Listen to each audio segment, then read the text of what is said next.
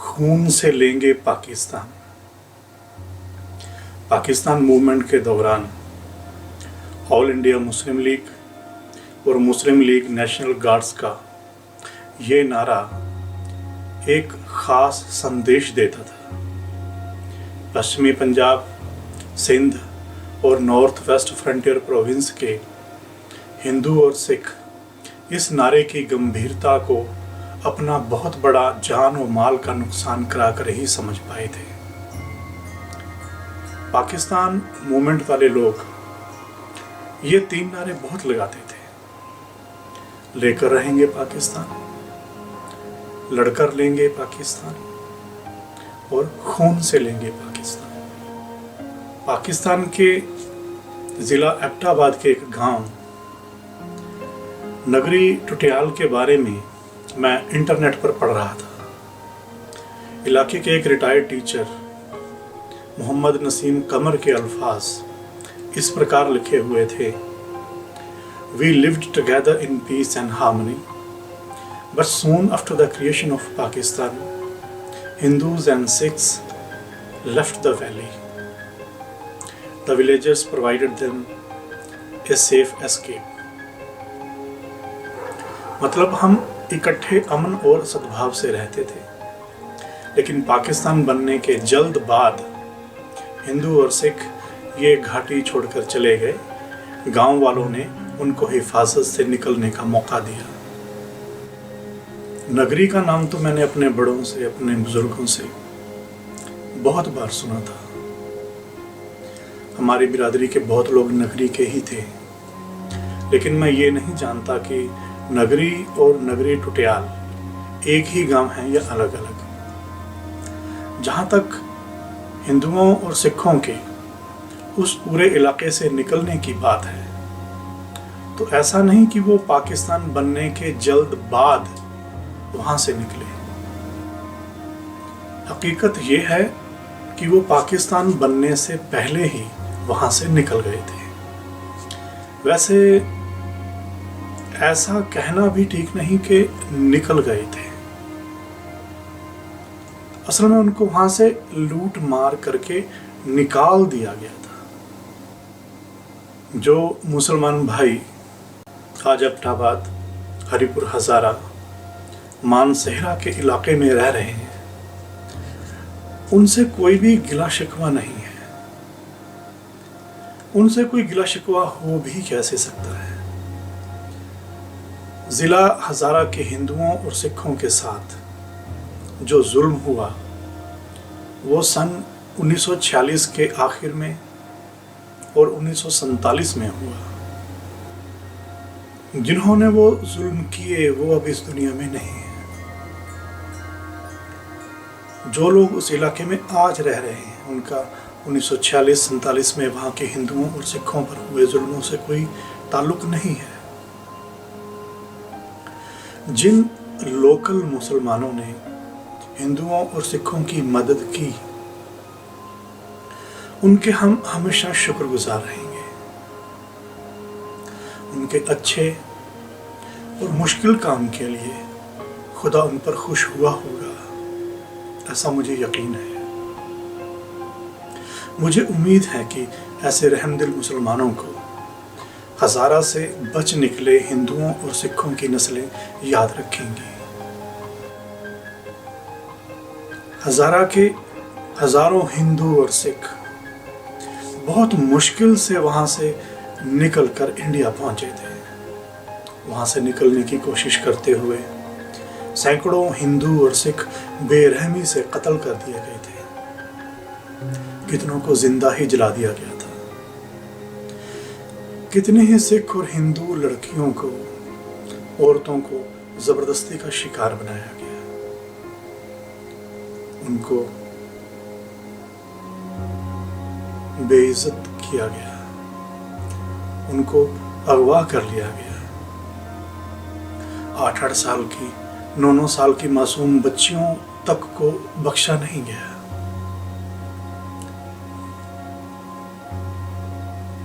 कितने ही घरों को लूट लिया गया, कितने ही घरों को जला दिया गया।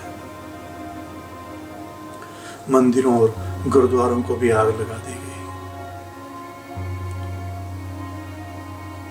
पश्चिमी पंजाब में सिखों और हिंदुओं के कत्लेआम का एक दौर चाहे 3 मार्च 1947 को शुरू हुआ था, लेकिन हजारा में तो 1946 में ही हालात बिगड़ गए थे। हजारा की मानसेहरा तहसील में कितने ही सिख और हिंदू दिसंबर 1946 में दंगाबाजों के हाथों मारे गए थे। 8 दिसंबर 1946 को हमलावरों ने बठल गांव पर हमला किया।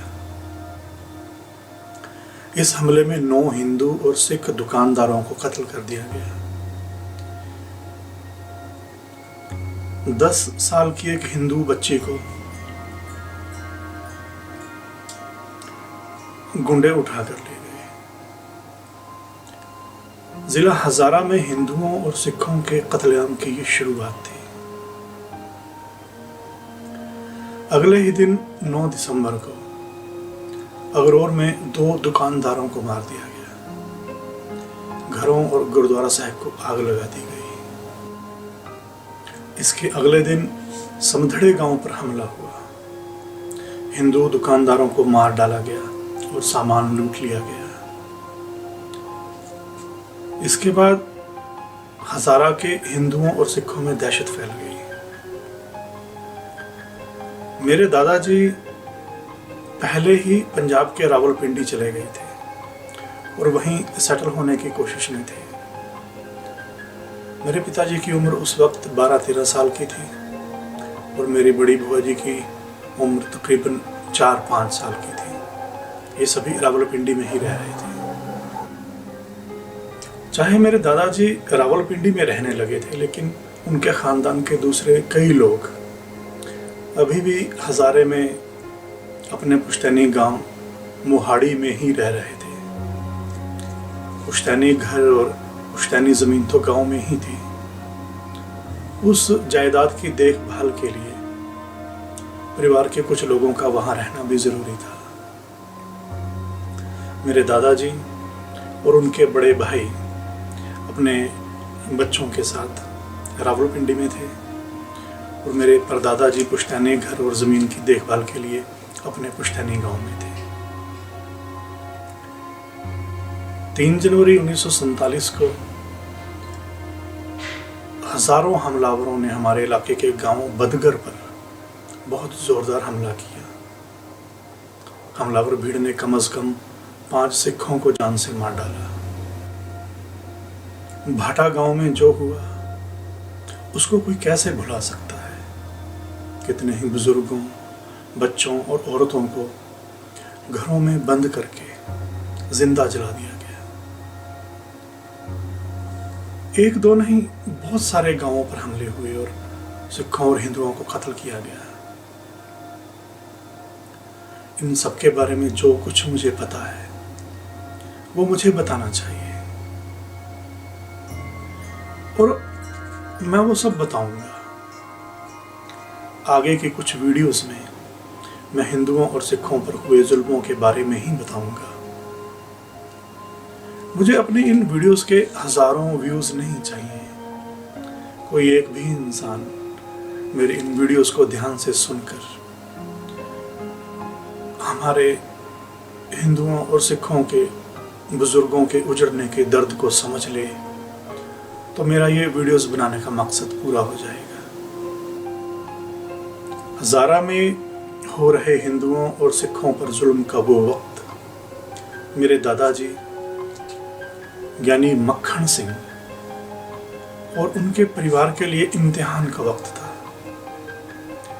इस इम्तिहान में नाकामयाब होने का, फेल होने का एक ही मतलब था, मौत। इस इम्तिहान में कामयाब होने का, पास होने का मतलब था दरबदर होना, उजड़ना। हजारा में हिंदू और सिख मर रहे थे और मेरे दादाजी उस वक्त रावलपिंडी में थे। मेरे वालिद, पिताजी भी उस वक्त वहीं थे। मेरे परदादा जी परिवार के दूसरे लोगों के साथ हजारा में अपने गांव मोहाड़ी में थे। रावलपिंडी में मेरे दादाजी को कुछ पता नहीं चल पा रहा था कि गांव में उनके माताजी, उनके पिताजी, ये परिवार के दूसरे लोगों का क्या हाल है। हजारा में हिंदुओं और सिखों के कत्ल की खबरें रावलपिंडी पहुंच रही थी। इससे मेरे दादाजी और परिवार के दूसरे लोगों को बेचैनी होने लगी। आपस में सलाह हुई और ये फैसला हुआ कि मेरे दादाजी रावलपिंडी में रहकर सारे परिवार को संभालेंगे और मेरे दादाजी के बड़े भाई अपने गांव जाकर वहां फंसे बाकी परिवार को रावलपिंडी लेकर आएंगे।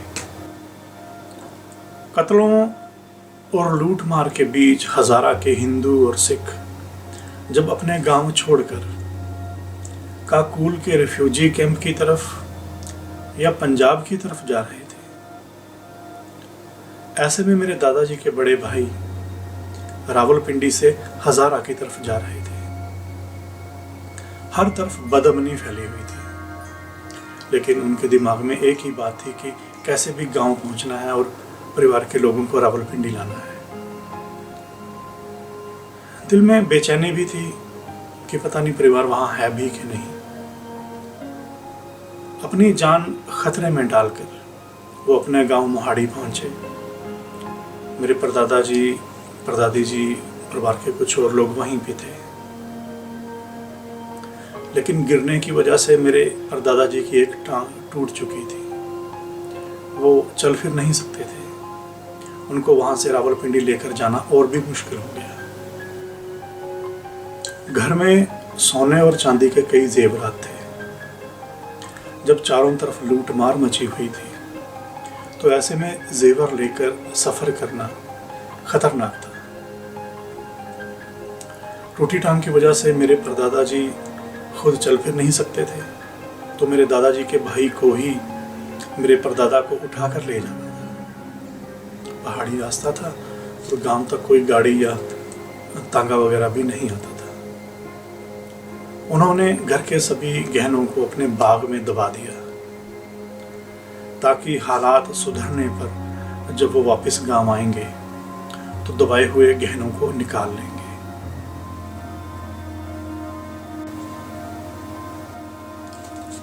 गांव के ही दो पश्तून मुसलमान मेरे दादाजी के दोस्त थे।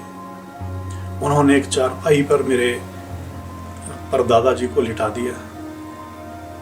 दोनों पश्तून और दादाजी के बड़े भाई ने वो चारपाई अपने कंधों पर उठाई और ऐसे ही चलते चलते मेरी परदादी जी और परिवार के दूसरे लोगों के साथ हवेलियां तक पहुंच गए। हवेलियां वहाँ एक शहर है, कस्बा है। दोनों पश्तून मुसलमान वहाँ से विदा लेकर वापस चले गए। वहाँ से गाड़ी में सफ़र करते हुए वो सभी मेरे परिवार वाले रावलपिंडी पहुँचे। परिवार वालों को अब कुछ तसल्ली थी कि घर के सभी लोग हिफाजत से रावलपिंडी पहुँच चुके हैं। उनको उस वक्त लगता था कि रावलपिंडी ज़्यादा सेफ है, सुरक्षित है। पूरे नॉर्थ वेस्ट फ्रंटियर प्रोविंस में सिखों और हिंदुओं की आबादी लगभग 3% थी, 3%। यह 3% आबादी भी किसी एक जगह इकट्ठी नहीं थी, बल्कि बहुत सारे गांवों और शहरों में बिखरी हुई थी। इसके मुकाबले में रावलपिंडी और आसपास के गांवों में सिखों और हिंदुओं की आबादी काफ़ी थी, हजारा के मुकाबले में काफ़ी थी। इस वजह से उस वक्त हमारे बुजुर्गों को लगता था कि रावलपिंडी में रहना हजारा में रहने से ज़्यादा सुरक्षित है, ज़्यादा सही है। लेकिन 2-3 महीने बाद ही उनको ये मालूम होने वाला था कि रावलपिंडी भी हिंदुओं और सिखों के लिए सेफ नहीं था, सुरक्षित नहीं था।